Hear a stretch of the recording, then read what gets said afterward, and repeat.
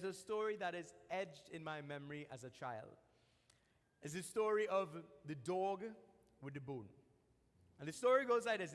There's a dog that is hungry one day, and he goes out searching for food, and there's a butcher that is cutting up meat that sees this hungry dog, has compassion for this dog, and he tosses him a bone to eat. The dog is overjoyed because he was hungry all day and he could not find anything, so he finally gets something to eat. So he grabs a hold of that bone and he starts heading back home. But on the way home, he has to cross over a bridge.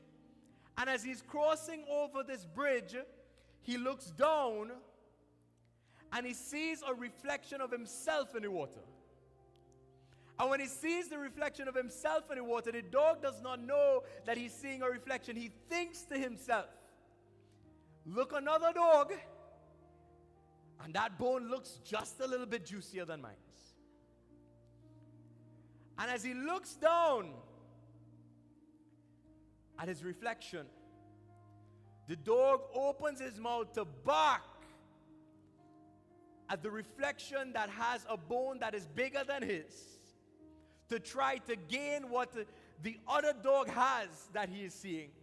And as he opens his mouth to bark and rush the dog that he sees, the bone that he has falls out of his mouth into the water. And then he realizes that was my reflection. And the thing that he had, he loses because he was trying to get something that didn't belong to him and that didn't even exist. There was no other dog.